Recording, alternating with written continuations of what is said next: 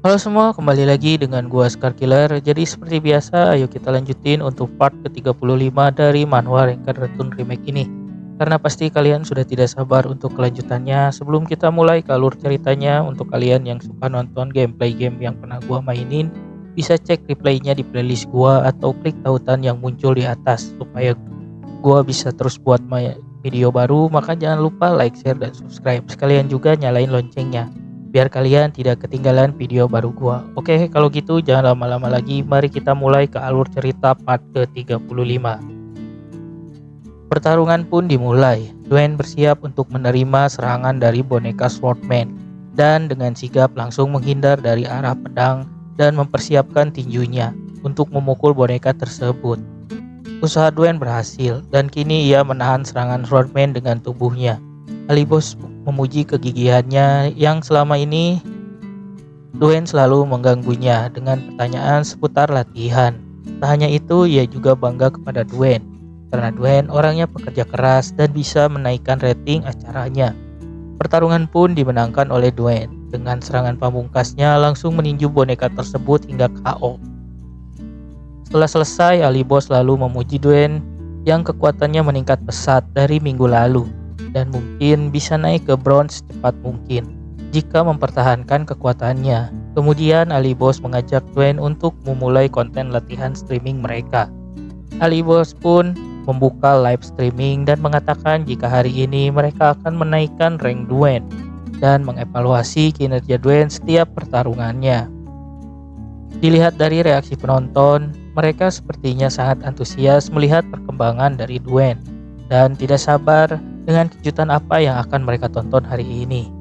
Ali lalu bertarung dengan penonton yang tak percaya dengan Dwayne dengan mengatakan jika hari ini Dwayne bisa mencapai bronze tanpa kalah satu kali pun dalam pertandingan ini, maka ia akan libur selama 2 minggu. Dan jika Dwayne kalah sekali saja, maka Ali Boss akan melakukan streaming selama 4 kali dalam 2 minggu.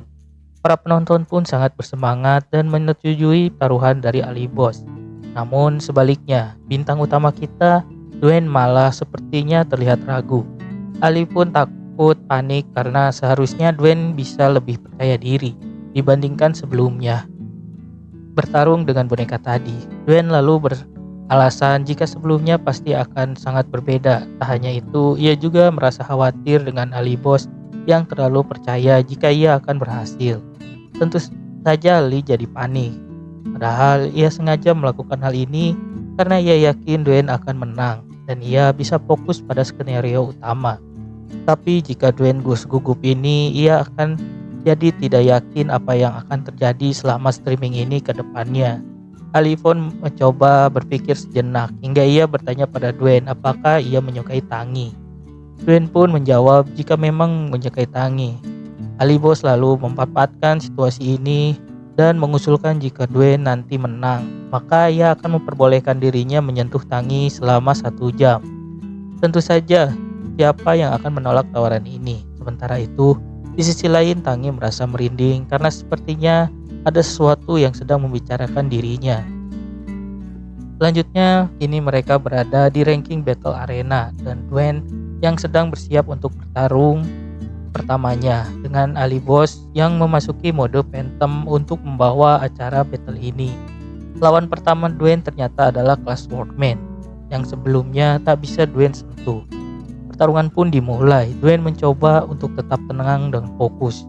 Sementara Swordman bersiap untuk menyerang dengan pedangnya dan langsung mengayunkan skill pedang yang bertubi-tubi. Dwayne pun mencoba bertahan dan menghindar dari serangan untuk sementara waktu. Class Swordman agak terkejut ketika melihat pergerakan Dwayne. Sementara itu, Dwayne teringat dengan perkataan Ali Boss. Jika Swordman terlalu menggunakan auranya berlebihan, maka ia harus fokus untuk menghindar. Dan saat mereka kehabisan mana, maka ini adalah kesempatannya untuk menyerang. Benar saja, ketika ada celah, Dwayne langsung menyerang dengan tinju sambonya dari Rusia dan skill Tetsunsanko yang menabrak musuh menggunakan bahunya. Serangan Dwayne belum berakhir, namun Class Swordman mencoba menyerang balik dengan rapid fire attack yang masih bisa Dwayne atasi. Di tengah pertarungan, Dwayne kembali teringat ajaran Ali Boss.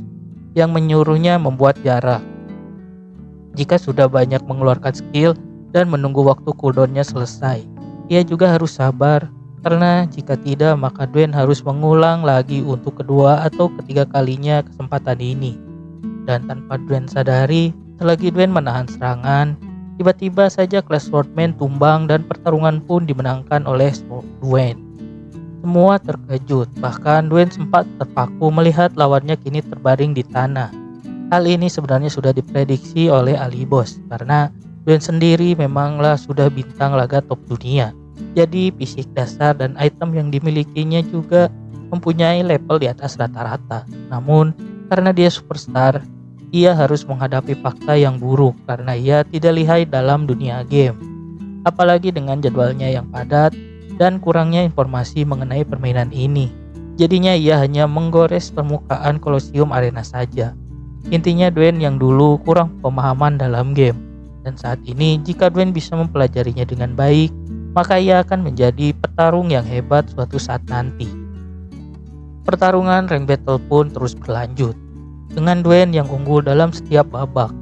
Dan sekarang Ali Boss memberitahu jika minggu lalu Dwayne berada di rank 67, sekian minggu lalu, dan kini setelah ia berhasil mengalahkan beberapa player, ia berhasil naik dan mendapatkan kemenangan 9 kali beruntun.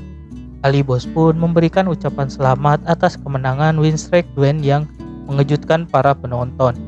Kini mereka pun semakin bersemangat karena sebentar lagi Dwayne akan segera mencapai rank bronze dan berteriak dengan kencang jika mereka harus mencapai bronze tanpa kalah sekalipun. Pertarungan selanjutnya pun dimulai, namun sangat terkejutnya mereka ketika mengetahui lawan selanjutnya adalah player yang mempunyai kemenangan beruntun sebanyak 13 kali. Semua terkejut karena pertarungan selanjutnya Dwayne harus berhadapan dengan joki. Tak hanya itu, para penonton yang tadinya mendukung Dwayne kini berbalik mendukung lawannya setelah tahu joki masuk arena. Kepanikan juga dirasakan oleh Ali Boss. Padahal ia sudah senang karena merasa Dwayne akan berhasil dan ia bisa fokus pada skenario utama.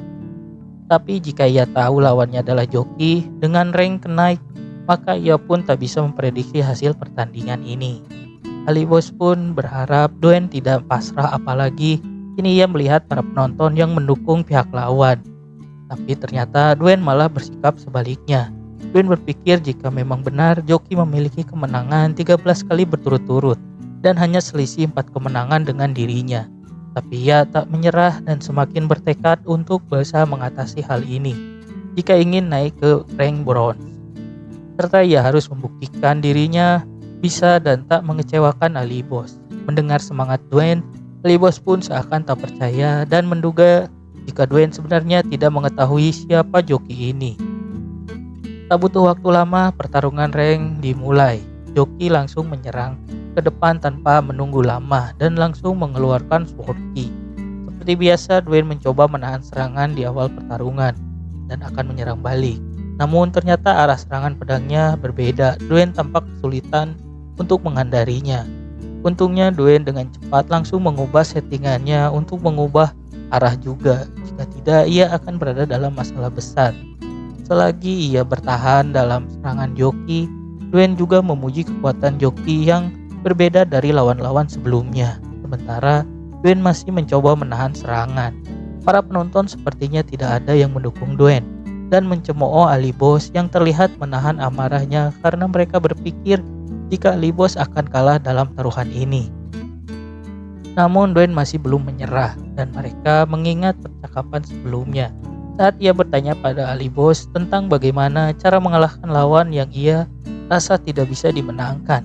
Setelah berpikir sejenak, Ali Boss lalu berkata jika mereka sepertinya memang harus memikirkan hal ini, yakni dengan melakukan gerakan mematikan untuk menghadapi situasi tersebut.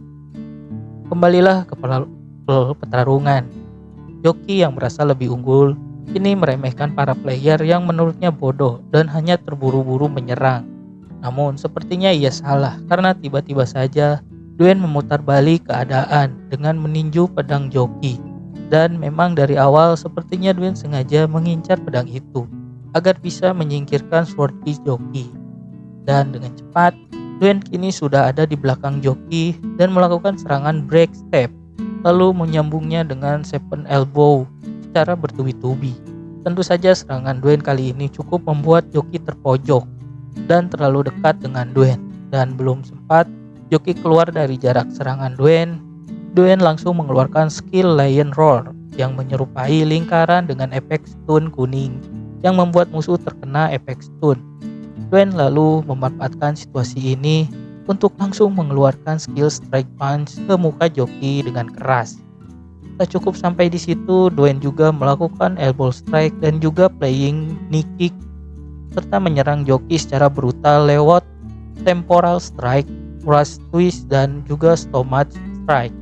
Setelah itu, Dwayne melakukan serangan terakhirnya yakni body check dan langsung mengempaskan joki jauh ke belakang. Dengan ini, kemenangan mutlak berhasil Dwayne raih. Para penonton terkejut dan Dwayne langsung dipeluk oleh avatar Ali Boss yang sangat senang karena tak menyangka Dwayne bisa menang melawan joki. Walaupun sebenarnya Dwayne tidak tahu apa arti joki.